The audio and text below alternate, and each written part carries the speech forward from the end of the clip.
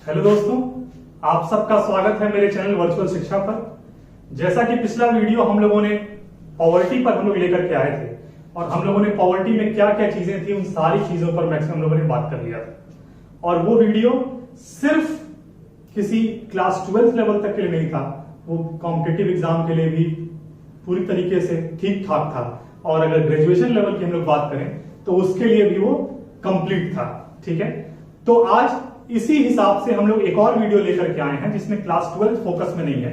12th के साथ साथ हम लोग थोड़ा और जैसे कि जिसमें चीजें ग्रेजुएशन की भी कुछ कवर हो जाए और कुछ कॉम्पिटिटिव एग्जाम्स की भी अगर चीजें कवर हो जाती हैं तो हम उसको कवर करने की कोशिश यहां पर करने जा रहे हैं।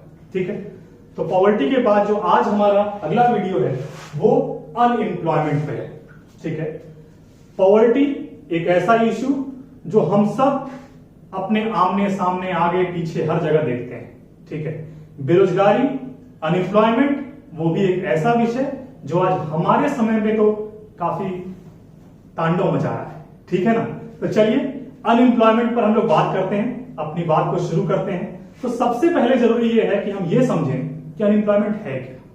ये जिसको हम बेरोजगारी कह रहे हैं इसको हम किस तरीके से डिफाइन कर सकते हैं। ठीक है, तो समझते हैं इसको। It refers to a system when people are willing to work at the existing wage rate and are able to work but not getting work। बहुत ध्यान से समझिएगा बात। मतलब यह हुआ कि दो तरह के आपको बेरोजगार लोग मिलेंगे। एक पहले बेरोजगार जो अपनी इच्छा से बेरोजगार होंगे। किस प्रकार? किसी दुकान पर काम कर रहे थे, किसी जगह पर काम करने को मिल रहा था, लेकिन जो वहां पर दुकानदार या फिर जो उसका मालिक था जिस वेज पे उनको काम करने को कह रहा था, जिस सैलरी पर उनको काम करने को कह रहा था, उस पर हम तैयार नहीं थे। यानी कि हम अपनी इच्छा से उस नौकरी को छोड़ दिए। यानी कि उसको हम लोग क्या कहते हैं, अभी हम लोग बात करेंगे जब टाइप्स ऑफ अनएम्प्लॉयमेंट की बात करेंगे, उसको हम लोग वॉलंटरी अनएम्प्लॉयमेंट कहते हैं।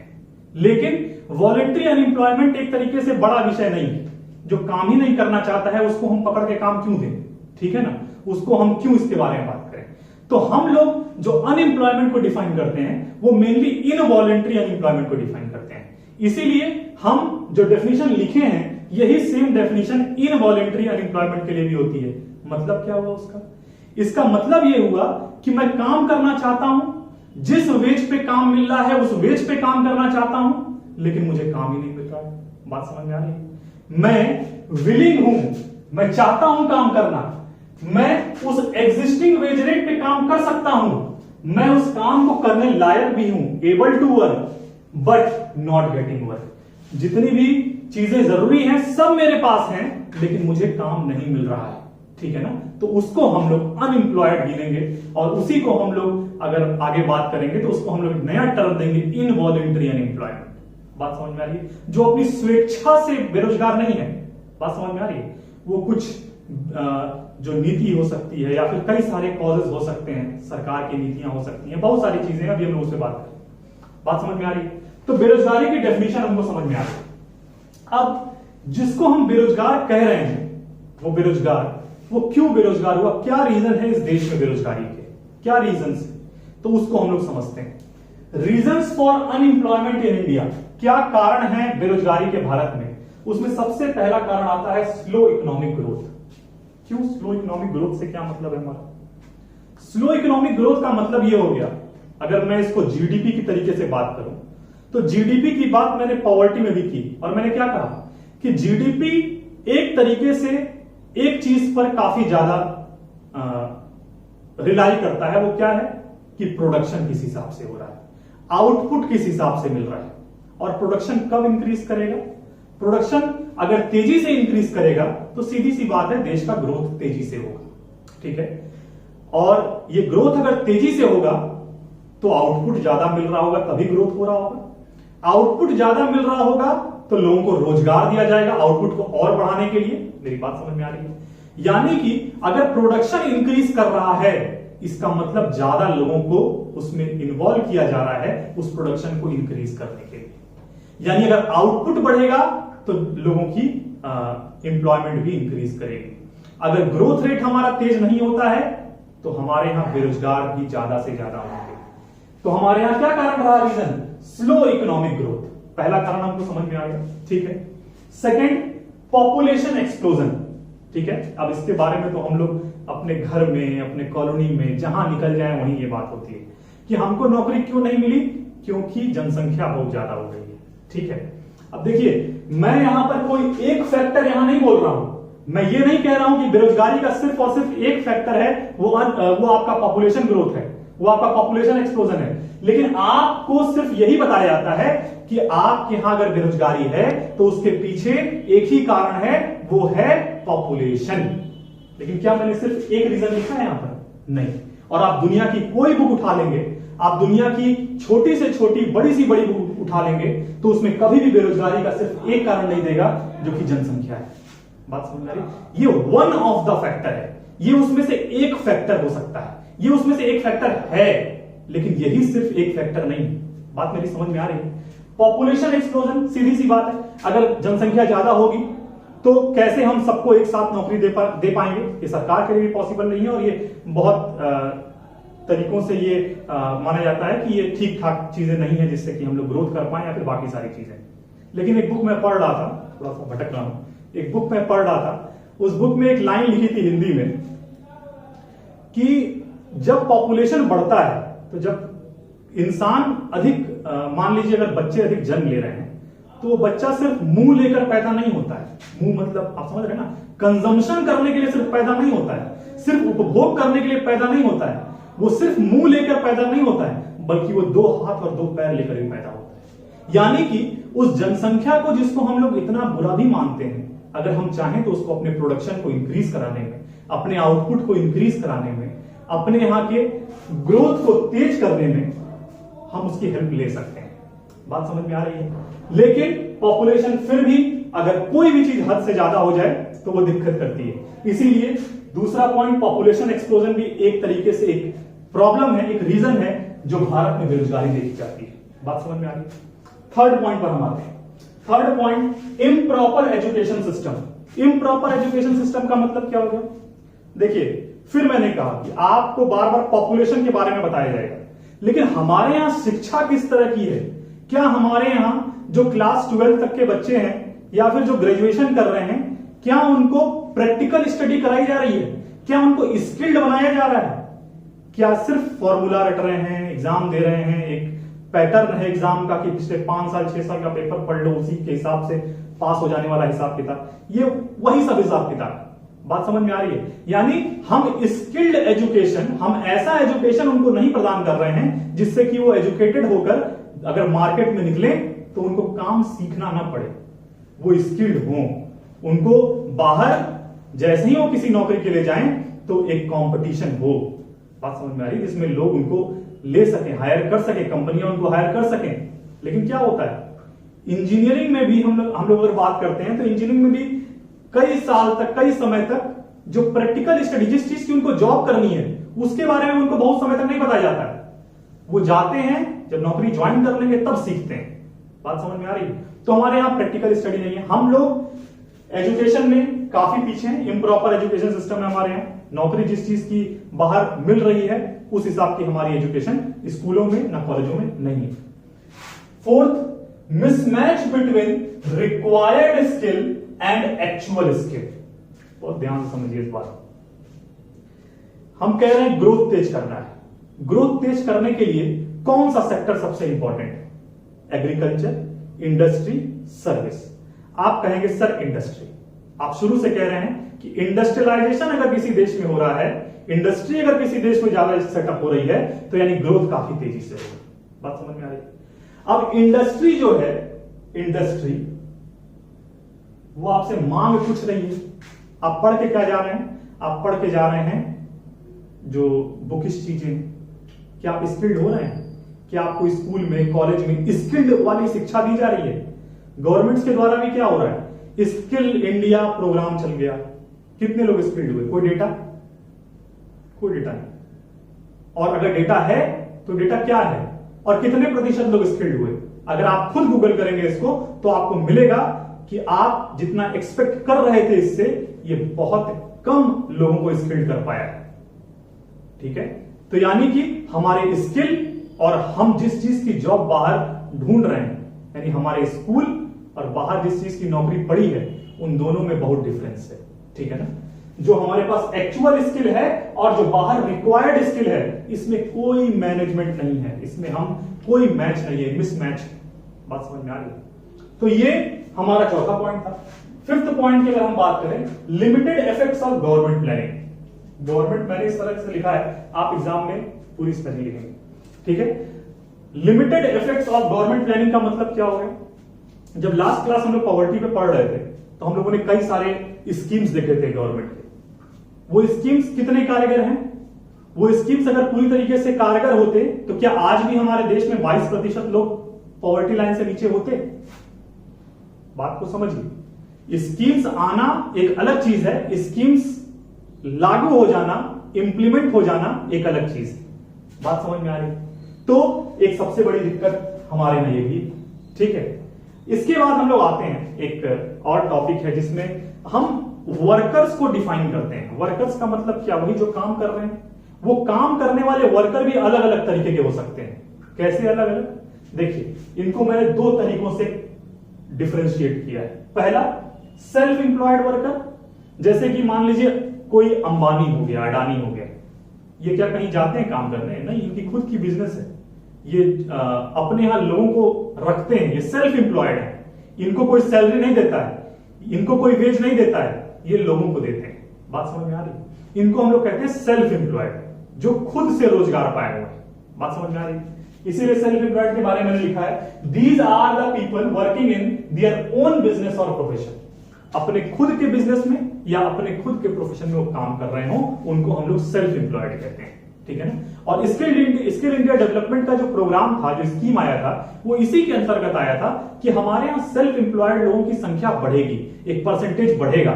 लोग स्किल इंडिया प्रोग्राम में आएंगे, वहां से एक स्किल लेंगे और जब उनके अंदर वो स्किल आ जाएगा तो वो अपना बिजनेस सेटअप करेंगे, वो अपना स्टार्टअप करेंगे।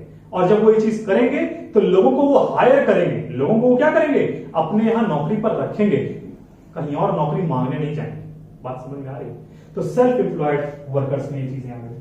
सेकंड मैंने क्या कहा? दूसरा वर्कर का कैटेगरी क्या है? जिसमें लोगों को रखा जा रहा है, यानी वो कौन होंगे? वो हायर्ड वर्कर्स होंगे। एक सेल्फ एम्प्लॉयड, जो मेरी कंपनी, मेरा बिजनेस, मेरा प्रोफेशन, हम सेल्फ एम्प्लॉयड हैं। हम अंबानी हैं तो हम सेल्फ एम्प्लॉयड हैं, हम अडानी हैं तो सेल्फ एम्प्लॉयड हैं, हम टाटा हैं तो हम सेल्फ एम्प्लॉयड हैं। लेकिन अगर हम अंबानी के किसी जियो में काम करने वाले एम्प्लॉय हैं, अगर हम अडानी के किसी चीज में काम करने वाले कोई एम्प्लॉय हैं, तो हमको उन लोगों ने हायर किया है, महीने पे आपकी इतनी सैलरी है, इतना वेज है, आइए काम करिए। बात समझ में आ रही है? उनका जब मन करेगा निकाल देंगे, वो दूसरी चीज, ठीक है।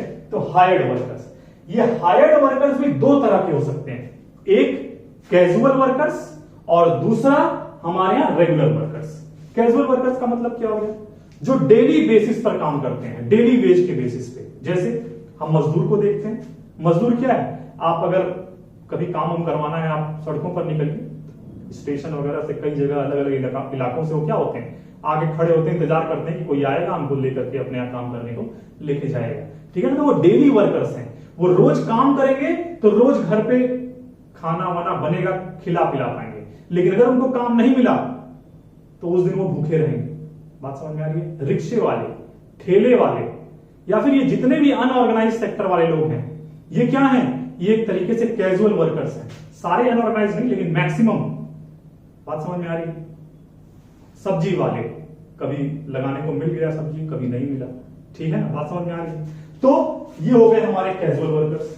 दूसरा, कैजुअल वर्कर्स में अगर आपको डिफाइन करना हो तो आप लिख सकते हैं कि जो डेली वेज पर काम कर रहे हैं, ठीक है ना। दूसरा, रेगुलर वर्कर्स हम किसको कहेंगे? रेगुलर वर्कर्स का मतलब ये हो गया जैसे कि हम किसी कंपनी में ज्वाइन कर लिए और वहां महीने भर हम काम कर रहे हैं, सैलरी आ रही है, फिर अगले महीने फिर सैलरी आ रही है, फिर अगले महीने फिर सैलरी। यानी कि रेगुलर बेसिस पे क्या हो रहा है? हमको जॉब मिल चुकी है और उसमें हमको वेज, सैलरी जो भी है वो हमको मिल रही है, ठीक है ना। तो कैजुअल में क्या होगा? डेली वर्कर होंगे, डेली वर्कर जो एक दिन काम करके कमाएंगे, ठीक है ना। अगर उस दिन काम मिला तो ठीक, नहीं मिला तो दिक्कत, ठीक है ना। और दूसरे रेगुलर वर्कर कौन होंगे? जिनको महीने के पहले तारीख को सैलरी आ जाएगी। बात समझ में आ रही है? तो ये हो गए हमारे रेगुलर वर्कर और कैजुअल वर्कर, ठीक है। अब थोड़ा सा और हम आगे बढ़ते हैं ठीक है ना, अनएम्प्लॉयमेंट में ही, जिसमें हम लोग बात करेंगे कि कुछ अलग concept, various concepts under unemployment. कई सारे कॉन्सेप्ट्स आते हैं अनएम्प्लॉयमेंट के अंडर, जिसमें हम लोग टर्म्स के बारे में बात करेंगे। एक जगह कहीं हम लोग अगर न्यूज़पेपर पढ़ रहे हैं या फिर हम कुछ भी कर रहे हैं, हम बुक्स वगैरह भी पढ़ रहे हैं, तो कहीं पर टर्म इस्तेमाल कर देगा लेबर सप्लाई, कहीं पर टर्म इस्तेमाल कर देगा लेबर फोर्स, कहीं पर टर्म इस्तेमाल कर देगा वर्क फोर्स। तो इन तीनों के बीच में क्या अंतर है, इसको हम समझते हैं। ठीक है, तो पहला है लेबर सप्लाई। लेबर सप्लाई का मतलब क्या हो गया? It refers to a supply of labour that workers are willing to offer at different wage rates. बात समझ में आ रही है? अब एग्जांपल समझिएगा, एग्जांपल से इस बात को समझिए। जैसे मान लीजिए कोई कंस्ट्रक्शन साइट है, ठीक है, कंस्ट्रक्शन साइट, इस पे मैंने काम करने के लिए कुछ वर्कर्स को अपने यहां बुलाया, कुछ लेबर्स को बुलाया, और मैंने कहा कि मैं 500 रुपए पर डे पर लेबर दूंगा, 500 रुपए पर डे पर लेबर दूंगा। लेकिन 10 लेबर हमारे पास आए, 2 लेबर ऐसे थे जो 500 रुपए पर डे पे काम करने को तैयार हो गए। उसमें से 8 ऐसे वर्कर थे जिन्होंने कहा कि नहीं, मुझे 800 रुपया पर डे चाहिए। ठीक, तो वर्कर वो भी हैं जो 800 मांग रहे हैं, वर्कर वो भी हैं जो 500 पे काम करने को तैयार है। लेकिन मेरे लिए लेबर सप्लाई या फिर उस कंस्ट्रक्शन साइट के लिए कितने लेबरों की सप्लाई हुई? मैं उन 800 वालों को हायर नहीं करूंगा, मैं उन 500 वालों को हायर करूंगा। मेरी बात समझ में आ रही है? दोनों में डिफरेंस। यानी लेबर सप्लाई का मतलब जो मेरे एक वेज रेट फिक्स कर दिया गया है उस पे काम करने को तैयार होंगे, उनको हम लोग लेबर सप्लाई कहेंगे। बात क्लियर है? दूसरी बात, अगर हम यहां पे देखें, इसीलिए मैंने क्या कहा, इस पे क्या फोकस किया है? Wage rate.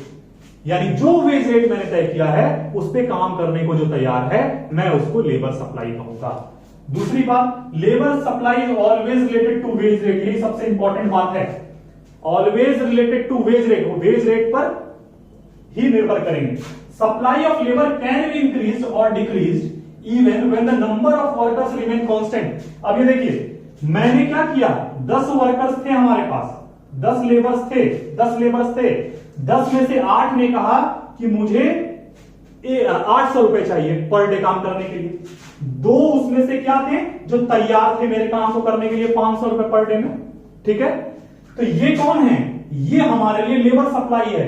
लेकिन क्या नंबर ऑफ वर्कर्स जो पहले 10 थे उससे अलग हो गया क्या? नंबर ऑफ वर्कर्स तो अभी भी 10 है ना, नंबर ऑफ वर्कर्स अभी भी 10 हैं, लेबर सप्लाई 2 है। मेरी बात समझ में आ रही है? जो लेबर सप्लाई है वो 2 है जो काम करेगा उस कंस्ट्रक्शन साइट पे, लेकिन नंबर ऑफ वर्कर्स अभी भी 10 ही हैं। तो यही बात यहां पर लिख रहा है कि supply of labour can be increase और डिक्रीज। अगर इसमें से एक और लेबर कहता है कि नहीं, हम भी 500 पे करने को तैयार हैं, तो ये क्या हो जाएगा? ये संख्या 7 हो जाएगी और ये संख्या 3 हो जाएगी। यानी ये संख्या बढ़ घट सकती है सप्लाई की, लेकिन जो टोटल नंबर ऑफ वर्कर्स होंगे वो कांस्टेंट होंगे। यानी 7 + 3 करेंगे तो भी 10 होगा, 8 + 2 करेंगे तो भी 10 होगा, और टोटल हमारे पास 10 वर्कर्स थे। बात समझ में आ गई? बहुत छोटा सा डिफरेंस है, लेकिन डिफरेंस है। बात समझ में आ रही है? दूसरा, लेबर फोर्स। लेबर फोर्स का मतलब क्या हो गया? It refers to the number of persons actually working और विलिंग टू वर्क। ठीक, जो काम कर रहे हैं और जो काम करना चाहते हैं वो सब लेबर फोर्स के पार्ट होंगे। जो काम करने को मिल रहा है और जो काम करना चाहते हैं वो सब लेबर फोर्स का पार्ट होंगे। यानी अगर हम इस 8 और 2 के एग्जांपल से अगर हम निकालें, जो 8 जो है वो तैयार नहीं है 500 पर डे पर काम करने के लिए और 2 तैयार हैं, इस हिसाब से अगर हम बात करें तो हम क्या कहेंगे कि हमारे पास लेबर फोर्स तो 10 है, लेकिन हमारे पास लेबर सप्लाई 2 है। बात समझ में आ रही है? और इस हिसाब से अगर हम देखें तो हमारे पास हमेशा लेबर फोर्स अधिक होगा as compare to labour supply. बात समझ में आ रही है?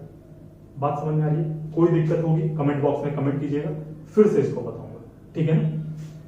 Labour force, labour supply. Third point, work force. Work force का मतलब क्या हो गया? It refers to only those persons who are actually working, who are actually working. यानी कि अब डिफरेंस देखिएगा, लेबर फोर्स में मैंने कहा कि number of persons actually working और विलिंग टू वर्क, या तो वो काम कर रहा हो या उसकी इच्छा हो काम करने की। लेकिन जब मैं वर्क फोर्स की बात कर रहा हूं तो मैंने विलिंग टू वर्क को हटा दिया, रिमूव कर दिया। सिर्फ उनकी बात की वर्क फोर्स में जो काम एक्चुअली कर रहे हैं, जो एक्चुअली काम कर रहे हैं। बात समझ में आ रही है? तो ये कुछ 3 टर्म्स हैं जो हमेशा इस्तेमाल होते हैं। इनमें बहुत बेसिक सा डिफरेंस है। मुझे उम्मीद है कि ये क्लियर हो गया होगा। अगर नहीं होता है तो कमेंट बॉक्स में कमेंट कीजिएगा, मैं इसको फिर से समझाऊंगा, किसी दूसरे एग्जांपल से समझाऊंगा, लेकिन समझाऊंगा जरूर, ठीक है ना। ठीक है, तो अब हम लोग समझते हैं कि बेरोजगारी या फिर अनएम्प्लॉयमेंट कितने तरह की हो सकती है, टाइप्स ऑफ अनएम्प्लॉयमेंट। तो जिसमें पहला अनएम्प्लॉयमेंट का जो टाइप है, जैसा कि मैंने आप लोगों से पहले भी बोला, वॉलंटरी अनएम्प्लॉयमेंट। वॉलंटरी अनएम्प्लॉयमेंट का मतलब क्या हो गया? It is the situation when people are able to work and jobs are also available but they are not willing to work at a given wage rate। जो wage rate मिल रहा है उस veg rate पर वो काम करने को तैयार नहीं है। वो काम करने लायक है, उसको काम मिल भी रहा है, लेकिन जिस वेज रेट पे मिल रहा है उस वेज रेट पर वो काम करने को तैयार नहीं है। तो वो अपनी इच्छा से बेरोजगार है। तो इसीलिए उसको हम लोग क्या कहते हैं? Voluntary unemployment. हिंदी में उसको स्वैच्छिक बेरोजगारी भी हम लोग कहते हैं, ठीक है। इसी तरीके से आता है दूसरा इनवॉलेंट्री अनएम्प्लॉयमेंट। इसमें क्या है? It is a situation when people are willing to work but not getting work. ठीक है, मैं काम करना चाहता हूं, मैं काम करने के लिए सक्षम भी हूं, एबल भी हूं, लेकिन मुझे काम नहीं मिल रहा है। तो उसको हम लोग क्या कहते हैं? उसको हम लोग कहते हैं इनवॉलेंट्री अनएम्प्लॉयमेंट। और किसी भी देश के लिए प्रॉब्लम वॉलेंट्री अनएम्प्लॉयमेंट नहीं होती है, उसके लिए प्रॉब्लम इनवॉलेंट्री अनएम्प्लॉयमेंट होती है, ठीक है ना। Third, structural unemployment. It occurs due to structural change in an economy. Economy, किसी भी देश की अर्थव्यवस्था जब अपने स्ट्रक्चर को चेंज कर रही होती है, उस समय जो बेरोजगारी उत्पन्न होती है, उस समय जो अनएम्प्लॉयमेंट आता है, उसको हम लोग क्या कहते हैं? Structural unemployment. इसका मतलब क्या हो गया? जैसे मान लीजिए कई सारे मजदूर मिलकर कोई काम कर रहे थे, ठीक है। अब मजदूर अपने हाथ से काम कर रहे थे, अपनी ताकत से काम कर रहे थे, लेकिन तभी उस काम को करने के लिए एक नई टेक्नोलॉजी, एक मशीन लेकर के हम लोग आ गए। तो उससे क्या हुआ? अब वो काम जो लेबर फोर्स कर रहा था, जो लेबर कर रहा था, अब हम वो काम किससे करवा रहे हैं? मशीन से। तो वो लेबर क्या हो जाएंगे? अनएम्प्लॉयड हो जाएंगे। यानी कि अब अर्थव्यवस्था ने क्या किया, इकोनॉमी ने क्या किया? स्ट्रक्चर चेंज किया। वो लेबर इंटेंसिव से कैपिटल इंटेंसिव की तरफ मूव की। तो जैसे ही इकोनॉमी अपने स्ट्रक्चर को चेंज करती है, जो उस समय बेरोजगारी या अनएम्प्लॉयमेंट उत्पन्न होती है, उसको हम लोग क्या कहते हैं? उसको हम लोग स्ट्रक्चरल अनएम्प्लॉयमेंट कहते हैं। कई बार वो एक टेक्नोलॉजी से दूसरे टेक्नोलॉजी की तरफ मूव करने की वजह से भी क्या होता है, कई सारे लोग उस वाले नए टेक्नोलॉजी को एडॉप्ट कर पाने या उसको चला पाने, उसको यूज कर पाने में उतने कंफर्टेबल नहीं होते हैं। लेकिन क्योंकि इकोनॉमी अब स्ट्रक्चर चेंज कर रही है, वो लेस एफिशिएंट टेक्नोलॉजी से मोर एफिशिएंट टेक्नोलॉजी की तरफ मूव कर रही है, तो अगर आप उसमें एडॉप्ट नहीं होंगे तो आप अनएम्प्लॉयड होंगे। तो स्ट्रक्चर क्या हो सकता है? कई तरह का। एक लेबर इंटेंसिव से कैपिटल इंटेंसिव, और कैपिटल इंटेंसिव में भी लेस इफेक्टिव टेक्नोलॉजी से मोर इफेक्टिव टेक्नोलॉजी तक। बात समझ में आ रहा है? इकोनॉमी जब चेंज होगी, बेरोजगारी आएगी, लोग क्या होंगे? उस टेक्नोलॉजी को चला पाने में सक्षम नहीं होंगे, तो वो बेरोजगार हो जाएंगे। बात समझ में आ रही है? तो उसको हम लोग कहते हैं स्ट्रक्चरल अनएम्प्लॉयमेंट। चौथा है frictional unemployment. It is a time period between which workers are searching for jobs or transition from one job to another। देखिए कौन सा फेज है। आप अगर मार्केट में देखें या फिर आप सोच समझ, इसको आप समझ भी सकते हैं बहुत आराम से।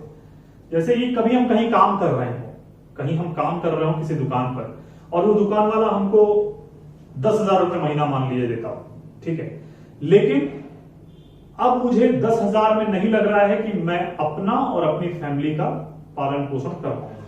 तो मुझे क्या जरूरत है, मुझे अपने सैलरी को, अपने इनकम को इंक्रीज करने की जरूरत है। मैंने अपने मालिक से बोला कि सर प्लीज थोड़ा सा इनकम क्या करें, मैं इतने साल से काम कर रहा हूं और आपके यहाँ इतने समय से काम कर रहा हूं, तो कृपया मेरी इनकम क्या करें, थोड़ी सी इंक्रीज कर दें। लेकिन मालिक ने कहा कि नहीं कर सकते। तो क्या होगा, मैं उस नौकरी को छोड़कर दूसरी नौकरी ढूंढूंगा जो मुझे क्या होगी, उससे ज्यादा सैलरी दे रही होगी। तो जिस समय मैंने वो नौकरी छोड़ी और नई नौकरी को ढूंढने गए, उसके बीच में जो हम बेरोजगार रहे उसको हम लोग कहते हैं फ्रिक्शनल अनएम्प्लॉयमेंट। मेरी बात समझ में आ रही है? कई बार हम अपनी इच्छा से छोड़ देते हैं, कई बार हमको निकाल दिया जाता है।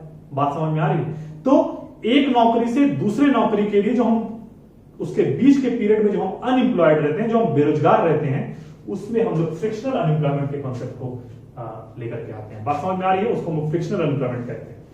Fifth, disguised unemployment. इसका मतलब क्या हो गया, when more people are engaged in a job than actually required।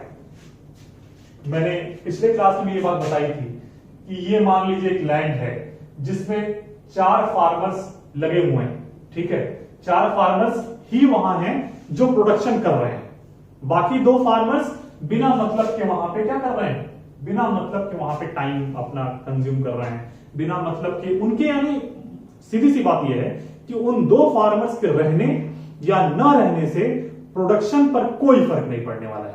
तो वो 2 फार्मर्स क्या हैं, वो एक तरीके से डिसगाइज्ड अनएम्प्लॉयमेंट के अंडर आते हैं, जिनके रहने या न रहने से प्रोडक्शन कम या अधिक नहीं होगा, उसको हम लोग डिसगाइज्ड अनएम्प्लॉयमेंट में कहते हैं। और इसमें अब माइक्रो का एक टर्म यूज कर रहा हूं, ठीक है, मार्जिनल प्रोडक्टिविटी, मार्जिनल, इसको नोट कर लीजिएगा, मार्जिनल प्रोडक्टिविटी 0 होती है, मार्जिनल प्रोडक्टिविटी 0 होती है। यूपीएससी 2013 के क्वेश्चन पेपर प्रीलिम्स में ये क्वेश्चन पूछा हुआ है कि मार्जिनल प्रोडक्टिविटी 0 किसमें होती है, तो उसका आंसर है डिसगाइज्ड अनएम्प्लॉयमेंट। बात समझ में आ रही है? तो मार्जिनल प्रोडक्टिविटी 0 होने का मतलब वो ऐसे अनएम्प्लॉयड लोग हैं जिनका प्रोडक्शन में कोई इन्वॉल्वमेंट, उनके रहने या न रहने से कोई फर्क नहीं पड़ता। ये आसान भाषा, ठीक। अगला है साइक्लिकल अनएम्प्लॉयमेंट। साइक्लिकल अनएम्प्लॉयमेंट का मतलब क्या हो गया, रिसेशन और डिप्रेशन, रिसेशन और depression phases marked with low demand results in more unemployment. जैसे अभी का समय, कोविड का समय जो चल रहा है, इस समय में क्या हो रहा है, इस समय हमको रिसेशन दिख रहा है, हमको दिख रहा है कि हमारे यहां क्या है, हमारे यहां रिसेशन का एक माहौल चल रहा है। किस तरीके से हम इसको कहेंगे वो मैंने मैक्रो में समझाया, ठीक है ना। अब इस फेज में क्या होगा, लोगों की, क्योंकि इनकम कम हो गई, लोगों की इनकम जब कम होगी तो लोगों की डिमांड क्या हो जाएगी, कम हो जाएगी। लोगों की जब डिमांड कहीं कम हो जाएगी तो कई सारे लोग क्या हो जाएंगे, कई सारे लोग बेरोजगार हो जाएंगे इससे, ठीक है ना, कई सारे लोग अनएम्प्लॉयड हो जाएंगे इससे।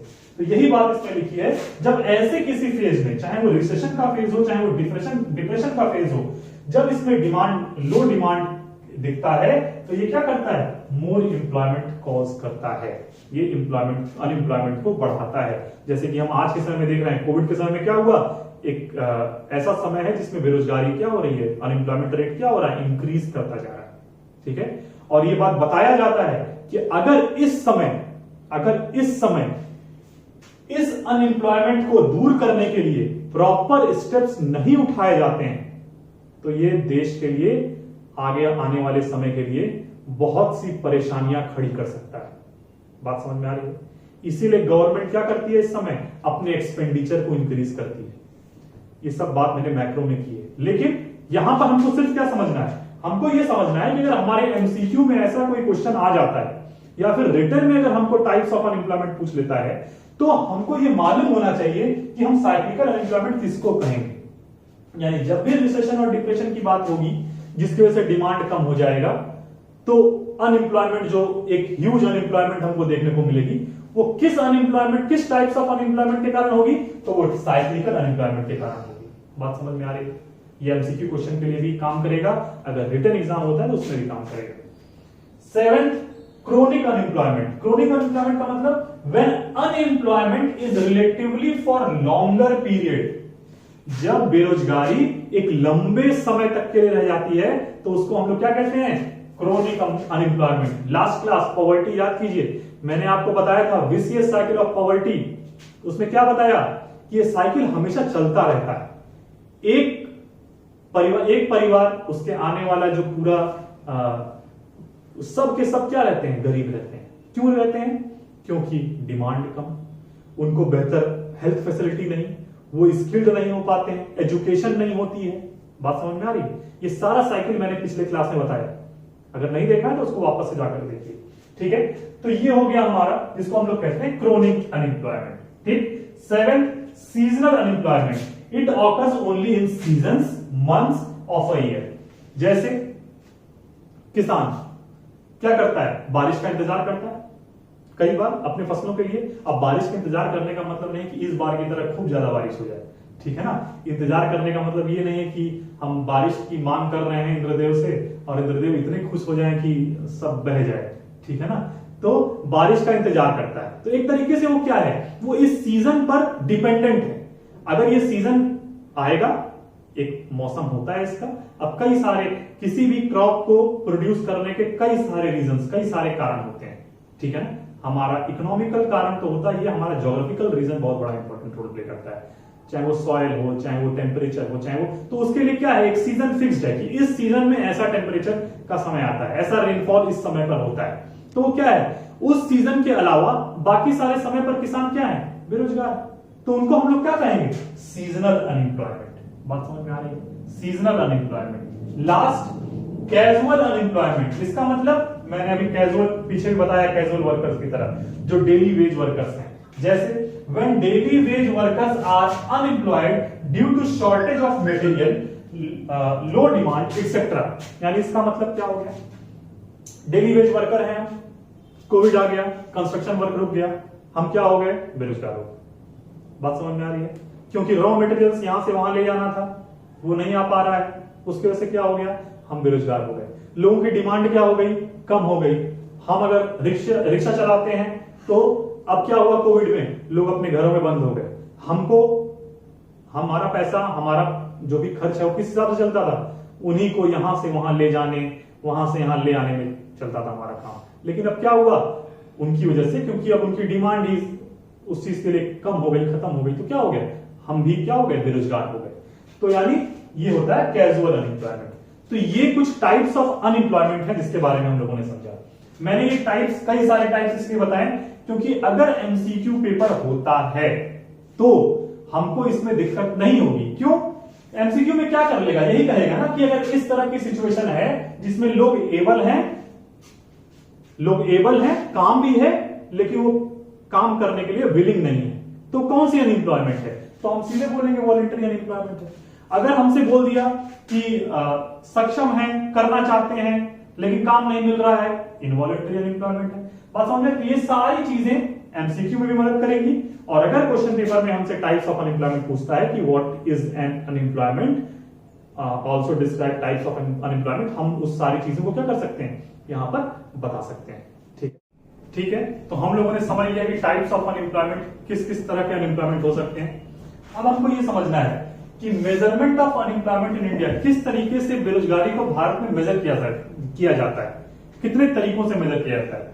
ठीक है, तो हम ईयरली बेसिस पे भी मेजर करते हैं, हम उसको वीकली बेसिस पे भी मेजर करते हैं, हम उसको डेली बेसिस पे भी मेजर करते हैं।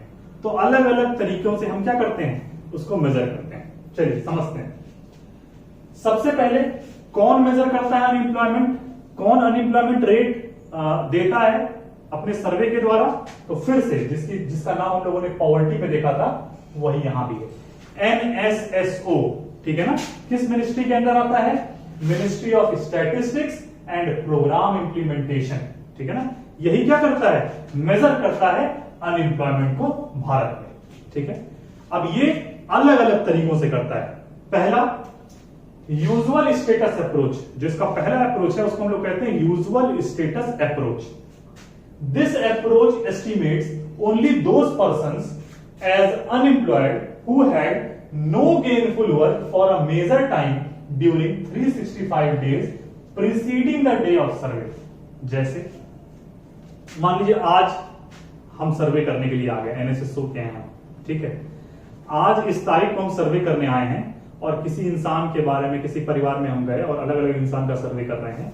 तो पिछले एक साल में आज के दिन से पिछले एक साल तक कितने लोग इंप्लॉयड हुए हैं, कितने लोग नहीं इंप्लॉयड हो पाए हैं, उस हिसाब से हम क्या करेंगे, अपना डेटा बनाएंगे। जिन्होंने पिछले 365 दिन में काम किया है उनको हम इंप्लॉयड में गिनेंगे, और जिन्होंने काम नहीं किया है पिछले एक साल में उनकी गिनती अनएम्प्लॉयमेंट में, अनएम्प्लॉयड लोगों में की जाएगी।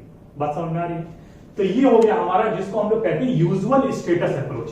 ये सिर्फ क्या कहता है, पिछले 365 दिन को देखा जाए, इसमें लोग बेरोजगार रहे या उनको रोजगार मिला। बात समझ में आ रही है? सेकंड, एक होता है usual principal subsidiary status. Usual principal subsidiary status, UPSS, ठीक है। अब ये जो मेजरमेंट से कहानी शुरू हुई है इसको नोट करना शुरू कर दें, ठीक है ना, क्योंकि इसके पहले जो चीजें थी वो कॉमन चीजें थी, लगभग हम लोगों को पता थी, जो हम लोग पहले इसके पहले भी सुने थे, लेकिन ये चीज थोड़ी सी नई होगी, हो सकता है आप लोगों के लिए, तो इसको नोट करते हुए पढ़ें। Under usual principal subsidiary status a person is termed unemployed if he does not get work for a period of 30 days or more during the preceding 365 days। यानी पिछले 365 दिन का हम जब सर्वे करने के लिए एनएसएसओ से आए हैं तो उसमें हम अब इस हिसाब से इसमें सर्वे कर रहे हैं कि क्या कोई इंसान 30 दिन या 30 दिन से अधिक एम्प्लॉयड रहा है कि नहीं रहा है पिछले 365 दिन में। जब हम लोगों ने यूजुअल स्टेटस अप्रोच की बात की तो हमने कोई 30 दिन का दायरा नहीं सेट किया, हमने कहा कि 365 पिछले 365 दिनों में कितने लोग एम्प्लॉयड या अनएम्प्लॉयड रहे, उसके हिसाब से हमने अपना डेटा क्या कर लिया, हमने मेजर कर लिया कितना अनएम्प्लॉयमेंट रही है। और यूपीएसएस में यूजुअल प्रिंसिपल सब्सिडरी स्टेटस में हमने एक बात और डाल दी, और वो क्या कहा हमने कहा कि पिछले 365 दिन में कितने लोगों ने 30 दिन या 30 दिन से अधिक काम किया है। बात समझ में आ रही है? अगर 30 दिन से अधिक काम किया है, 30 दिन काम किया तो लोग एम्प्लॉयड में गिने जाएंगे, और अगर इतना नहीं कर पाए हैं 30 दिन या 30 दिन से कम उन्होंने काम किया है तो उनको हम लोग बेरोजगार यानी अनएम्प्लॉयड में काउंट करेंगे। बात समझ में आ रही है? Usual status approach, usual principal subsidiary status, इन दो में बहुत छोटा सा डिफरेंस है, ठीक है। तीसरा हमारा क्या है, करंट वीकली स्टेटस अप्रोच। मैंने कहा कि हम लोग पहले साल के हिसाब से मेजर करते हैं, वीकली अप्रोच पे भी हम लोग देखते हैं कि वीकली स्टेटस भी हम लोग देखते हैं कि कितने लोग वीकली एम्प्लॉयड और अनएम्प्लॉयड है, सारे डेटा आते हैं, ठीक है ना। तो वीकली स्टेटस अप्रोच में क्या हमने रखा है, this approach records only those persons as unemployed who did not have work, gainful work even for an hour on any day of the week preceding the date of survey। बात समझ में आ रही है? सीधी सी भाषा, एकदम सिंपल भाषा में लिखा हुआ है कि 1 घंटे या उससे भी कम अगर काम किया हुआ है किसी भी दिन पूरे हफ्ते में तो उसको हम लोग बेरोजगार कहेंगे। बात समझ में आ रही है? ये इंपॉर्टेंट है। Who did not have gainful work even for an 1 hour, 1 घंटे तक भी उसको काम नहीं मिला है, किसमें, ऑन एनी डे, वीक में किसी भी दिन में, कब से, जब हम उसका सर्वे कर रहे हैं, आज अगर हम आए हैं तो उस पूरे पिछले हफ्ते की हम बात कर रहे हैं, ठीक है ना, प्रीसीडिंग द डे ऑफ सर्वे। बात समझ में आ रही है? तो एक हो गया यूजुअल स्टेटस अप्रोच, एकदम याद हो जाए, यूजुअल स्टेटस अप्रोच जिसमें पिछले 365 दिन को देखा जाएगा, कितने बेरोजगार कितने रोजगार। यूजुअल प्रिंसिपल सब्सिडरी स्टेटस, इसमें हम लोग 30 दिन का एक दायरा रख देते हैं, जिसमें 30 दिन या 30 दिन से अधिक अगर किसी ने काम किया है पूरे साल में उनको हम लोग रोजगार में गिनेंगे, और जितने लोगों ने 30 दिन से कम काम किया है पूरे साल भर में उसको हम लोग बेरोजगार की संख्या में गिनेंगे। इसको हम लोग कहते हैं usual principal subsidiary status, UPSS. Third हमने क्या कहा, करंट वीकली स्टेटस अप्रोच। इसमें हम क्या करते हैं, वीकली नाम ही है तो हफ्ते में हम देखते हैं कि क्या पिछले हफ्ते में किसी भी एक दिन में 1 घंटे या 1 घंटे से ज्यादा किसी ने काम किया है कि नहीं किया है। अगर ज्यादा काम किया है तो उसको रोजगार में, एम्प्लॉयड में गिनेंगे। अगर 1 घंटे भी उसको काम नहीं मिला पिछले हफ्ते के किसी भी दिन में, उसको हम लोग बेरोजगार की संख्या में गिनेंगे। बात समझ में आ रही है? तो ये हो गया करंट वीकली स्टेटस अप्रोच। ठीक, लास्ट पॉइंट है हमारा करंट डेली। जैसा कि मैंने कहा ईयर बेसिस पे, वीक बेसिस पे, अब डेली बेसिस पे। Current daily status approach, a person having no gainful work even for 1 hour in a day is described as employed for that day. अभी तक हम लोग हफ्ते में किसी दिन की बात कर रहे थे, अब हम किसी एक दिन की बात कर रहे हैं कि अगर उस दिन, जिस दिन हम सर्वे करने के लिए गए, मान लीजिए आज का ही दिन है, हम सर्वे करने के लिए यहां पर आए और सर्वे करने के दौरान हमने देखा कि कल वाले दिन, पिछले एक दिन, क्या कोई ऐसा है जिसने 1 घंटे भी काम नहीं किया? 1 घंटे भी काम नहीं किया तो उसको हम लोग क्या कहेंगे? करंट डेली स्टेटस अप्रोच के हिसाब से हम कहेंगे कि ये बेरोजगार है। बात समझ में आ रही है? तो अलग अलग तरीके के डेटा हैं, अलग अलग डेटा भी आते हैं इनके। बात समझ में आ रहा है? कितने ईयरली, कितने वीकली, कितने डेली बेसिस पे। तो इस तरीके से हम लोग देखते हैं। If a person work more than 1 hour but less than 4 hour, 1 घंटे से ज्यादा तो काम कर रहा है तो वो तो डेली स्टेटस के हिसाब से वो रोजगार में गिना जाएगा। लेकिन अगर 1 घंटे से ज्यादा काम कर रहा है और 4 घंटे से कम काम कर रहा है तो उसके लिए एक नया शब्द कॉइन किया गया। और क्या कहा गया है उसको कहा गया sorry, half day employed. Half day employed. बात समझ में आ रही है? अब इसमें से सबसे बेस्ट इंडिकेटर माना जाता है करंट डेली स्टेटस अप्रोच को। ठीक है ना? सीधी सी बात है कि डेली इस चीज का सर्वे होगा तो एक बेहतर रिपोर्ट, बेहतर रिजल्ट सामने आता है, इसीलिए इसको बेस्ट इंडिकेटर माना जाता है। तो ये हो गया मेजरमेंट के तरीके, जिन तरीकों से मेजर किया जाता है। एनएसएसओ उसको मेजर करता है, जो किसके अंदर आता है? Ministry of statistics and programmes implementation के अंदर आता है, जो पॉवर्टी को भी मेजर करता है, जो अनएम्प्लॉयमेंट को भी मेजर करता है। बात समझ आ रही है? इसमें एक यूजुअल स्टेटस अप्रोच है जो 365 दिन की बात करेगा, उसमें कोई दायरा नहीं, 365 दिन की बात। यूजुअल प्रिंसिपल सब्सिडरी स्टेटस आएगा जो 30 दिन का एक मानक रख देगा। उसके नीचे हमारे लिए वीकली स्टेटस अप्रोच आएगा जिसमें हम लोग किसी भी हफ्ते के एक दिन में 1 घंटे को एक दायरा रख देंगे कि अगर किसी भी हफ्ते के एक दिन में 1 घंटे से कम काम हुआ है तो उसको हम लोग क्या कह देंगे? उसको हम लोग कह देंगे बेरोजगार।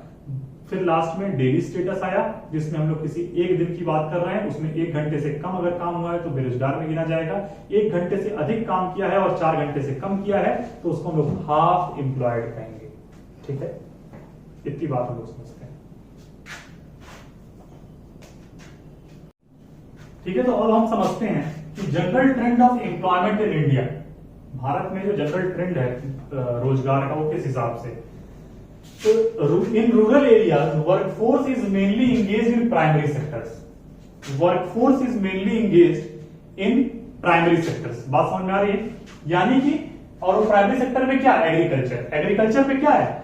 मेनली जो मेजोरिटी ऑफ पॉपुलेशन है वो किस पे एम्प्लॉयड है? आज भी हमारे यहाँ majority of population agriculture sector में 44% के आसपास। ये प्री कोविड डेटा है, कोविड आने के बाद ये डेटा इंक्रीज किया होगा। सीधी सी बात है, बहुत सारे मजदूर महाराष्ट्र, दिल्ली से जाकर वापस अपने गांव में बसे तो वो वापस से एग्रीकल्चर पर शिफ्ट हुए होंगे। तो ये प्री कोविड जो डेटा है उसमें लगभग 44.2% जो किसान हैं वो क्या है? वो एग्रीकल्चर पे ही फोकस, मतलब एम्प्लॉयड। बात समझ में आ रही है? दूसरा, अगर हम बात करें अपने यहां जनरल ट्रेंड की तो हमारे यहां महिलाएं ज्यादा बेरोजगार है एज कंपेयर टू मेल। ये भी स्टडी आती है सामने। ठीक है ना? जैसे कि हम बात करें अगर प्राइमरी सेक्टर की ही रूरल एरियाज में तो क्या होगा? हम देखते हैं अगर हम अपने गांव वगैरह जाएं तो खेती का काम है, ठीक है, वो काम गांव में हो रहा है। पुरुष क्योंकि बाहर जाकर काम करने के लिए कहा जाता है कि आप ही जा सकते हैं, महिलाएं नहीं जा सकती, ऐसा कहा जाता है। तो क्या होता है कि पुरुष बाहर जाकर काम करना शुरू कर देते हैं अपने गांव से दूर किसी और जगहों पर। तो महिलाएं क्या करती हैं? जो खेती, जो भी एग्रीकल्चर के काम होते हैं वो सारे काम को आगे कौन बढ़ाता है? महिलाएं बढ़ाती हैं। बात समझ में आ रही है? इसीलिए रूरल एरियाज में हम लोग कहते हैं कि फीमेल जो है वो 57% एम्प्लॉयड हैं और मेल 45%। बात समझ आ रहा है? इसीलिए महिलाओं की गिनती या परसेंटेज हम कहें तो वो रोजगार में ज्यादा है एज कंपेयर टू मेल। यहां पर रूरल एरियाज की बात कर रहे हैं। Overall primary sector has largest proportion of workforce employed. सीधी सी बात, यही बात हम लोग कर रहे हैं। हमारा जो प्राइमरी सेक्टर है उसमें सबसे ज्यादा प्रोपोर्शन में एम्प्लॉयमेंट जनरेट होता है, मतलब एम्प्लॉयमेंट लोगों को मिलता है। Rate of unemployment is slightly more in rural areas as compare to urban areas. Rural area में क्या है, ज्यादा अनएम्प्लॉयमेंट है as compare to urban areas. Rural areas में आज भी 69% लोग लगभग रहते हैं। पॉपुलेशन 69% के आसपास की पॉपुलेशन रूरल एरियाज में रहती है और बाकी अर्बन एरियाज में। माइग्रेशन एक बहुत बड़ा विषय हम लोग देखते हैं फॉर एम्प्लॉयमेंट। एम्प्लॉयमेंट के लिए लोग क्या करते हैं, गांव से शहर की तरफ आते हैं, काम मिल जाए, कुछ भी हो जाए। बात समझ में आ रही है? तो फिर भी हम क्या देख रहे हैं कि rate of unemployment is slightly more in rural areas as compare to urban areas. बात समझ में आ रही है? बेरोजगारी क्योंकि रूरल एरिया में जाता है, इसीलिए लोग शहरों की तरफ शिफ्ट होते हैं। अगला है हमारा rate of unemployment is generally double for female workforce. For female workforce, ठीक है, as compare to male workforce. ठीक है, फीमेल वर्कफोर्स में जो रेट ऑफ अनएम्प्लॉयमेंट है वो जनरली डबल है as compare to male workforce. बात समझ में आ रही है? ठीक है, अब हम लोग बात करते हैं एक शब्द जो बार बार इस्तेमाल किया जाता है, और वो शब्द क्या है? वो शब्द है जॉबलेस ग्रोथ। जॉबलेस ग्रोथ का मतलब क्या हो? जॉबलेस ग्रोथ का सीधा सा मतलब यह है कि जिस रिस्पेक्ट में हमारा इकोनॉमिक ग्रोथ हो रहा है, जिस रिस्पेक्ट में हमारा इकोनॉमिक ग्रोथ हो रहा है, उसी रिस्पेक्ट में हमारा एम्प्लॉयमेंट रेट नहीं इंक्रीज कर रहा है। अगर हम इसको डेटा के साथ बात करना चाहें तो हम क्या करेंगे? देखिए, when economic growth is higher but employment are not generated, but employment are not generated by the high growth rate, यानी कि एम्प्लॉयमेंट रेट उस हिसाब से नहीं बढ़ रहा है जिस हिसाब से हमारा इकोनॉमिक ग्रोथ हो रहा है। अगर हम डेटा को देखें तो 1951 से 2000 तक का डेटा हमको क्या दिखाता है कि हमारा इकोनॉमिक ग्रोथ रेट जो है वो 3.6% से इंक्रीज होकर के 8% तक गया, लेकिन जो एम्प्लॉयमेंट ग्रोथ रेट है वो 1.5% से डिक्लाइन किया और 1% पे आया। बात समझ में आ रही है? इकोनॉमिक ग्रोथ में हम आगे की तरफ बढ़े, 3.6% से 8% तक गए, लेकिन एम्प्लॉयमेंट ग्रोथ रेट में हम 1.5%, 1.5% जो ग्रोथ रेट था हमारा एम्प्लॉयमेंट का, उससे भी हम पीछे हुए और 1% पर आ गए। यानी कि इसी को हम लोग जॉबलेस ग्रोथ कहते हैं, जब इकोनॉमिक ग्रोथ तेजी से हो रहा हो और एम्प्लॉयमेंट रेट उस तेजी से ना हो रहा हो। यहां पर तो हमको दिख रहा है कि वो डिक्लाइन कर रहा है। बात समझ में आ रही है? इसको हम लोग कहते हैं जॉबलेस ग्रोथ। इसके रीजन क्या हो सकते हैं? कई सारे कारण हैं। कारण क्या हो सकते हैं? एक तो हमारा कैपिटल इंटेंसिव सोच, हम टेक्नोलॉजी की तरफ अब मूव कर रहे हैं, तो इससे कई सारे लेबर फोर्स क्या होते हैं, बेरोजगार हो जाते हैं। टेक्नोलॉजी ड्रिवन ग्रोथ, अब हमारा जो पूरी ग्रोथ है वो डिपेंडेंट है किस चीज पे? टेक्नोलॉजी। तो एक पॉइंट तो ये हो गया। High growth in service sector instead of primary sector. Majority of population employed है प्राइमरी पर, लेकिन हमारा मेन फोकस किस चीज पर है? किस तरीके से ट्रेड बेहतर हो, किस तरीके से हम सर्विस सेक्टर पर हमारा मेनली फोकस है। बात समझ आ रही है? ये एक रीजन है जॉबलेस ग्रोथ का। Third, inequality in growth. जो ग्रोथ है उसमें संतुलन नहीं है।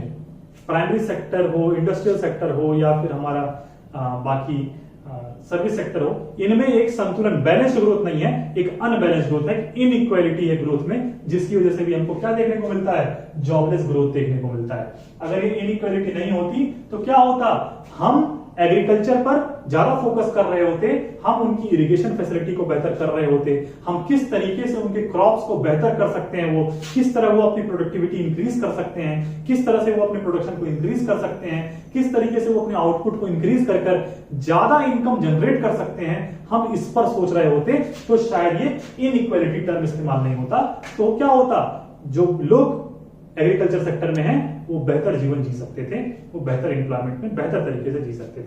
तो ये जॉबलेस ग्रोथ है। ठीक है, बात समझ में आ रही है? अब एक तो दो टर्म आते हैं अनएम्प्लॉयमेंट में, एक कैजुअलाइजेशन वर्कफोर्स, दूसरा इनफॉर्मलाइजेशन वर्कफोर्स। ठीक है, कैजुअल वर्कर्स के बारे में मैंने बार बार बताया, डेली वेज वर्कर्स। यहां पर कैजुअलाइजेशन वर्कफोर्स में हम देखते हैं, इसमें हायर्ड हम लोगों ने देखा था, हायर्ड में ही ये लोग आ रहे थे कैजुअल। तो हायर्ड जो वर्कफोर्स है वो हमारे यहां क्या हो रही है, बढ़ती जा रही है। ठीक है, जो सेल्फ एम्प्लॉयड लोगों की हमको जरूरत थी, जो हम बार बार स्किल इंडिया की बात कर रहे हैं, वो स्किल इंडिया का मतलब क्या है, उसके पीछे हमारा टारगेट क्या है? हमारा टारगेट है कि लोग सेल्फ एम्प्लॉयड हो। लेकिन क्या हो रहा है, हम डेटा से देखते हैं। पहले तो कैजुअलाइजेशन वर्कफोर्स का मतलब क्या होगा? It refers to situation when the percentage of casually hired workers in the total workforce tends to rise over time. यानी जिनको हम हायर्ड वर्कर्स कह रहे थे, कैजुअल हायर्ड वर्कर्स, उनकी संख्या बढ़ती जा रही है, यानी डेली वेजेस की संख्या बढ़ती जा रही है। बात समझ में आ रही है? डेली वेजेस की संख्या बढ़ती जा रही है। तो और दूसरी चीज, सिर्फ डेली वेजेस नहीं, जो मंथली पर काम करते हैं, यानी सेल्फ एम्प्लॉयड लोगों की हम बात नहीं कर रहे हैं, उनको छोड़कर बाकी जो लोगों की संख्या है, जो किसी पर डिपेंडेंट हैं, जो कोई एक दिन वाला डेली वेज वर्कर है, उन लोगों की संख्या क्या होती जा रही है? बढ़ती जा रही है। डेटा से देखते हैं, 1972-73 में 23% कैजुअल वर्कफोर्स था हमारे पास, 23%, जो बढ़कर 1999-2000 में 33% हो गया। ठीक है, 33% हो गया, यानी सेल्फ एम्प्लॉयड लोगों की संख्या कम हो रही है। एक तरफ से सेल्फ एम्प्लॉयड लोगों की संख्या कम हो रही है, और दूसरे साइड से जो लोगों पर डिपेंडेंट है, हायर्ड वर्कर्स हैं, कैजुअल वर्कर्स हैं, उनकी संख्या बढ़ रही है। 2013-14 में ये डेटा 33% से डिक्लाइन किया, 2013-14 में ये डेटा डिक्लाइन किया, और कहां आया? इसका एग्जैक्ट डेटा 30% मैंने लिखा है, 30.9% है। यानी 33% से जो कैजुअल डेली वेज वर्कर या हायर्ड वर्कर्स थे, उनकी संख्या घटी, और कहां पहुंचे वो? 30% पे। लेकिन फिर से 2015-16 में क्या हुआ? जब हमने स्किल इंडिया प्रोग्राम को बोला कि हम लेकर के आ रहे हैं, फिर से ये सेल्फ डिपेंडेंस, सेल्फ एम्प्लॉयड लोगों की संख्या क्या हो गई? घट गई, और हायर्ड वर्कर्स, कैजुअल वर्कर्स की संख्या फिर से बढ़ने लगी। यही बात मैं कह रहा था शुरू। बात समझ में आ रही है? ये डेटा से हम लोग देख सकते हैं। अगर हम लोग सेल्फ एम्प्लॉयड की बात करें, तो हम देखते हैं कि 1972-73 में, 1972-73 में हमारे यहां लगभग 62%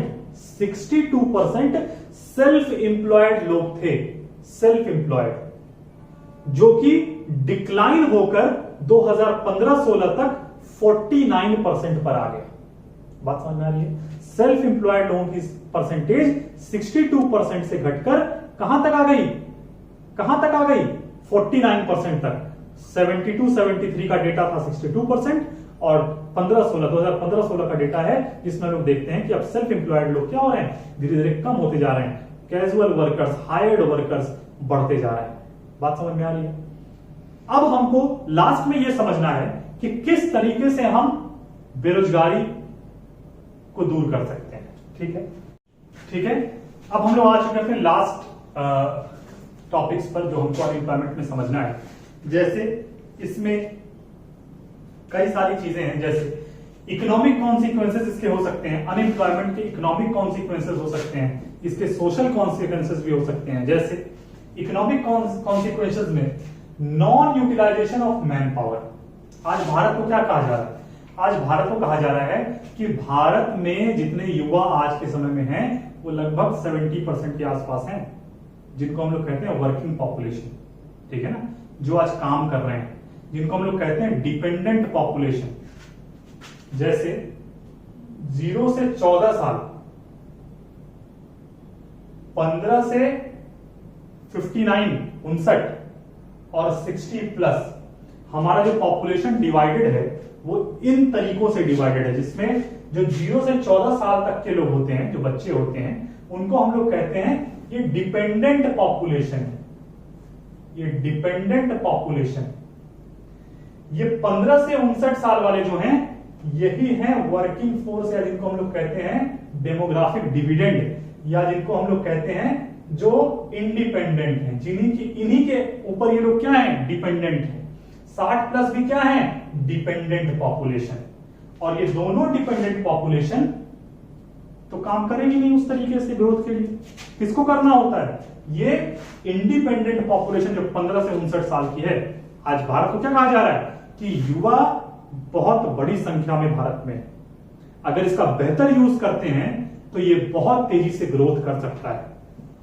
लेकिन अगर इसका हम इस्तेमाल सही तरीके से नहीं करते हैं, अपने मैन पावर का, उनका यूटिलाइजेशन सही तरीके से नहीं करते हैं, तो जो ग्रोथ हम कर सकते थे वो ग्रोथ हम नहीं कर पाएंगे, और साथ ही साथ इसके कई निगेटिव इंपैक्ट्स भी पड़ेंगे।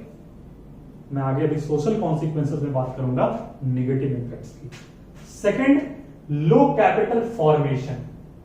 लो कैपिटल फॉर्मेशन, सीधी सी बात है, जब लोग ज्यादा बेरोजगार होंगे तो कैपिटल फॉर्मेशन कैसे होगा। ज्यादा बेरोजगार होने का मतलब क्या, वो ज्यादा लोग कंजम्पशन तो कर रहे होंगे लेकिन प्रोडक्शन नहीं कर रहे होंगे, तभी तो बेरोजगार हैं। यानी वो कंजम्पशन पर डिपेंडेंट हैं और प्रोडक्शन नहीं कर रहे हैं, तो कैपिटल कहां से फॉर्म होगा। जब ज्यादा पॉपुलेशन आपकी प्रोडक्शन नहीं कर रही होगी, सिर्फ कंजम्पशन कर रही होगी, तो क्या होगा, प्रोडक्शन नहीं होगा, और इसकी वजह से क्या होगा, ग्रोथ तेजी से नहीं हो पाएगी। लो प्रोडक्टिविटी, सीधी सी बात है, अगर मेजोरिटी ऑफ लोग अनएम्प्लॉयड हैं तो आपके यहां प्रोडक्टिविटी भी लो हो जाएगी। बात समझ में आ रही है। तो ये कुछ 3 इकोनॉमिक कॉन्सिक्वेंसेस थे। अब हम लोग समझते हैं सोशल कॉन्सिक्वेंसेस किस किस तरह के हो सकते हैं। पहला, लो क्वालिटी ऑफ लाइफ। सीधी सी बात है, अगर मेरे पास जॉब नहीं है, मेरे पास इनकम का कोई स्रोत नहीं है, तो हमारी जो जीने की जो स्टैंडर्ड ऑफ लिविंग होगी वो अच्छी नहीं होगी। हम अपने आने वाली पीढ़ी को अच्छे स्कूलों में नहीं पढ़ा पाएंगे, हम अच्छा स्वास्थ्य नहीं ले पाएंगे उसका लाभ। बात समझ में आ रही है। तो लो क्वालिटी ऑफ लाइफ होगी, स्टैंडर्ड ऑफ लिविंग हमारी अच्छी नहीं होगी। Second, greater inequality. अगर बेरोजगार ज्यादा होंगे तो क्या होगा, रिच और पुअर के बीच में जो अंतर होगा वो और बड़ा होता जाएगा, उसमें डिफरेंस और बढ़ता जाएगा, तो ग्रेटर इनइक्वालिटी हो सकती है इसमें। Third, social unrest.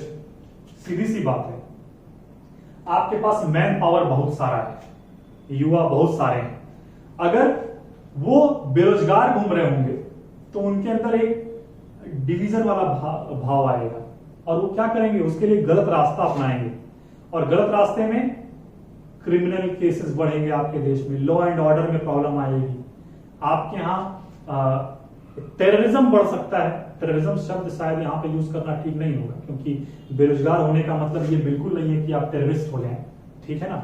लेकिन आपके यहाँ क्या हो सकता है, क्रिमिनल केस बढ़ सकते हैं, क्रिमिनल्स की संख्या बढ़ सकती है, लॉ एंड ऑर्डर आपके यहाँ थोड़ा दिक्कत में आ सकता है, चोरी हो सकती है, ये सारी चीजें हो सकती हैं। बात समझ में आ रही है। तो सोशल अनरेस्ट की कंडीशन आ जाती है। Fourth, class struggle. Class struggle, सीधी सी बात है, क्लास में डिवाइड हो जाएंगे ना हम, एक तरीके से क्लास में डिवाइड हो जाएंगे अगर अनएम्प्लॉयड लोग हैं, और बहुत बड़ा स्ट्रगल हमको क्या होगा, एक पूरी क्लास में स्ट्रगल करना पड़ेगा, एक लंबे समय तक स्ट्रगल करना पड़ेगा। तो ये सारे हमारे सोशल कॉन्सिक्वेंसेज हैं, ठीक है, और इकोनॉमिक कॉन्सिक्वेंसेज हैं। लास्ट में हम लोग देखते हैं कि suggestions to solve the problem of unemployment in India. किस तरीके से हम भारत में जो अनएम्प्लॉयमेंट है उसको हम ठीक कर सकते हैं, उसके लिए अलग अलग अर्थशास्त्रियों ने अपने अपने सजेशंस दिए, ठीक है। इंक्रीज इन प्रोडक्शन, अगर हम प्रोडक्शन इंक्रीज करेंगे तो क्या होगा, प्रोडक्शन इंक्रीज करने का मतलब हो गया कि आउटपुट अधिक आ रहा है, आउटपुट अधिक आने का मतलब क्या होगा कि इंप्लॉयमेंट जनरेट करना पड़ेगा, इंप्लॉयमेंट होगा तभी और आउटपुट अधिक होगा। बात समझ में आ रही है। तो ये डायरेक्टली इनडायरेक्टली इंप्लॉयमेंट से रिलेटेड है, इसलिए प्रोडक्शन को इंक्रीज करना। प्रोडक्शन का ही मैंने आपको बताया था कि प्रोडक्शन इंक्रीज कर रही है तो क्या हो रहा है, एक तरीके से ग्रोथ हो रहा है, जीडीपी आपकी इंक्रीज कर रही है, तो जीडीपी इंक्रीज कर रही है, आउटपुट और आपको और ग्रो करने के लिए और आउटपुट की जरूरत है, तो आप क्या करेंगे, लोगों को रोजगार देंगे कि आओ तुम भी आउटपुट बढ़ाने में मदद करो। बात समझ में आ रही है। Second, help to self employed person. Self employment को जिसको हमको इंक्रीज करना है उसको हमको फोकस पे लेना पड़ेगा। स्किल इंडिया प्रोग्राम बोल देने से काम नहीं होगा, मैंने आपको डेटा से बताया किस तरीके से स्किल इंडिया डेवलपमेंट में आने के बाद भी जो सेल्फ एम्प्लॉयमेंट रेट बढ़नी चाहिए थी वो बढ़ी नहीं बल्कि घट गई। और जो मैं आपको अभी थोड़ी देर पहले डेटा दे रहा था 1972-73 का, जिसमें 62% लोग सेल्फ एम्प्लॉयड थे, और 2015-16 में सेल्फ एम्प्लॉयड लोगों की संख्या घटकर 49% हो गई, वो अभी के कंडीशन में 18-19 के कंडीशन में और भी घट के 46% पर आ गई थी। बात समझ में आ रही है? तो सेल्फ एम्प्लॉयमेंट को हमको प्रमोट करना पड़ेगा, ठीक है। हमको स्किल इंडिया डेवलपमेंट को बहुत समझदारी से, बहुत इज्जत से, एकदम अच्छे इंटेंशन के साथ उसको लेकर के आगे बढ़ना पड़ेगा। एजुकेशनल रिफॉर्म, हमारे एजुकेशन में रिफॉर्म की जरूरत है, जो कि अभी न्यू एजुकेशन पॉलिसी से कई सारी चीजें लाने की कोशिश की गई है, लेकिन वो कितना इंप्लीमेंट हो पाता है। हर चीज, देखिए इंडिया में कोई भी चीज ऐसी नहीं है जो उपलब्ध नहीं है, दिक्कत ये है उसका इंप्लीमेंटेशन। अगर एजुकेशनल रिफॉर्म को हम अच्छे से इंप्लीमेंट कर लेते हैं तो आने वाला समय इस बेरोजगारी से काफी हद तक लड़ सकता है। क्यों? क्योंकि उसमें जो स्टडी होगी, उसमें जो पढ़ाई लिखाई का जो तरीका होगा वो जॉब ओरिएंटेड भी होगा। वो सिर्फ ये नहीं होगा कि हम फॉर्मूला रटें और ये सारी चीजें रट के क्लास पास करें। बात समझ में आ रही है? प्रैक्टिकल स्टडी ज्यादा होगी। प्रैक्टिकल ज्यादा होने से मतलब ये है कि आपको जो काम स्कूल से, कॉलेज से निकलने के बाद करना है, उसकी कुछ ना कुछ बेस आपको स्कूल और कॉलेज में रख दी जाएगी। इसमें आप नए आके बाहर आकर आपको फिर से उसको नहीं सीखने की जरूरत पड़ेगी। तो एजुकेशनल रिफॉर्म की जरूरत सबसे इंपॉर्टेंट यही है। और self employment, technique of production. हमारा जो प्रोडक्शन का टेक्निक है, दो तरह के टेक्निक की हम लोग बार बार बात कर रहे हैं, एक लेबर इंटेंसिव टेक्निक, एक कैपिटल इंटेंसिव टेक्निक। हमको उसका प्रपोर्शन तय करना पड़ेगा। हम ये नहीं कह सकते कि हम कैपिटल इंटेंसिव को छोड़ दें, विश्व टेक्नोलॉजी को लेकर के आगे बढ़ रहा है और हम टेक्नोलॉजी से मुंह मोड़ लें, ऐसा नहीं हो सकता। लेकिन उसका एक प्रपोर्शन तो हम तय कर सकते हैं ना, कि कितने प्रपोर्शन में हम कैपिटल इंटेंसिव अप्रोच अपनाएंगे और कितने प्रपोर्शन में हम लेबर्स का इस्तेमाल करेंगे। हम उसके लिए एक अच्छी पॉलिसी, एक सही पॉलिसी हम फ्रेम कर सकते हैं। तो हमको टेक्निक ऑफ प्रोडक्शन पे ध्यान देना पड़ेगा। Last, importance of employment programmes in plans, ठीक है। जो भी हमारे एम्प्लॉयमेंट प्रोग्राम्स हैं, चाहे वो मनरेगा की हम बात करें, पिछले क्लास में जो मैंने पॉवर्टी में आप लोगों से स्कीम्स के बारे में बात किया था, उसमें बहुत सारे रोजगार प्लान्स थे। जो स्कीम आपने वहां पढ़ा था वही स्कीम यहां पर भी लागू होता है लगभग, ठीक है ना। तो आप वहां से उस चीज को देख सकते हैं, ठीक है ना। तो हमको प्लान्स और प्रोग्राम्स उस तरीके से लेकर के सरकार को आने पड़ेंगे जिससे कि हम तेजी से लोगों को क्या कर सकें, एम्प्लॉयड कर सकें, ठीक है, तेजी से एम्प्लॉयड कर सकें। और उसके बाद लास्ट में जो हमारा टॉपिक है वो है गवर्नमेंट पॉलिसीज एंड प्रोग्राम्स, ठीक है, गवर्नमेंट पॉलिसी एंड प्रोग्राम्स। इसमें बात आती है स्किल इंडिया की, मेक इन इंडिया की, स्टार्टअप्स की। मैंने बस अभी के कुछ चीजों के बारे में बात किया है, लेकिन इसमें वो सारी चीजें आएंगी जो हमने पॉवर्टी के लास्ट में डिस्कस किया था स्कीम्स में। तो आपको बार बार उसको दो जगह अलग अलग चीजें नहीं, क्योंकि पॉवर्टी और अनएम्प्लॉयमेंट एक तरीके से आपस में लिंक्ड है, आपस में लिंक्ड है। अगर मनरेगा हम एम्प्लॉयमेंट के लिए लेकर के आ रहे हैं तो मनरेगा हमारे पॉवर्टी को भी इरेडिकेट करेगी। अगर हम एनआरएलएम लेके आ रहे हैं तो वो पॉवर्टी को इरेडिकेट करेगी, तो साथ साथ एम्प्लॉयमेंट को भी जन्म देगी। अगर हम मुद्रा बैंक लेकर के आ रहे हैं तो वो पॉवर्टी को कम करेगा, साथ ही साथ वो लोगों को रोजगार भी देगा। तो हम इन दोनों को अलग करके नहीं देख सकते हैं, इसलिए मैंने उन स्कीम्स के बारे में यहां पर बात नहीं की। पिछला वीडियो पॉवर्टी में मैंने लास्ट सेक्शन में आपको स्कीम्स के बारे में बताया है। अगर आप वहां से उस चीज को देखते हैं तो आप उसको अनएम्प्लॉयमेंट के भी स्कीम में गवर्नमेंट के द्वारा मेंशन कर सकते हैं और इसको आप पॉवर्टी में भी कर सकते हैं, ठीक है। Skill India, make in India, startups, इन चीजों पर हमको काम करने की जरूरत है। अब स्किल इंडिया क्या है, मेक इन इंडिया क्या है, स्टार्टअप्स क्या है, ये आपको पता है, ठीक है ना। ये सारी चीजें रोज न्यूज़पेपर में सारी चीजें चलती हैं, लेकिन फिर भी अगर इसके बारे में वीडियोस की जरूरत है तो मैं इसके लिए अलग अलग वीडियोस लेकर के आऊंगा जिनके बारे में हम लोग डिटेल में बात करेंगे, विद फैक्ट्स बात करेंगे। बात समझ में आ रही है? तो ये मेरा आज का अनएम्प्लॉयमेंट का वीडियो था। आपको वीडियो कैसा लगा, इसके बारे में, वीडियो के बारे में कमेंट बॉक्स में जरूर कमेंट करें। अगर आपको लगता है कि कोई चीज छूट रही है, कोई टॉपिक मैंने छोड़ दिया है, या फिर कोई चीज जो मैं यहां पर आपको समझाने की कोशिश कर रहा हूं वो चीज आप तक नहीं पहुंच पाई, तो आप कमेंट बॉक्स में कमेंट कीजिए। मैं उस चीज को वापस से नेक्स्ट वीडियो जब भी लेकर के आऊंगा तो शुरुआत में मैं पहले उन चीजों पर डिस्कस करूंगा और उसके बाद मैं आगे बढ़ूंगा। तो वीडियो को लाइक कीजिए, ज्यादा तक लोगों तक उसको शेयर कीजिए, चैनल को सब्सक्राइब कीजिए और कमेंट बॉक्स में जरूर कमेंट करके बताएं कि आपको वीडियो कैसा लग रहा है। कोई प्रॉब्लम हो तो भी बताएं, अच्छा लग रहा हो तो भी बताएं, ठीक है।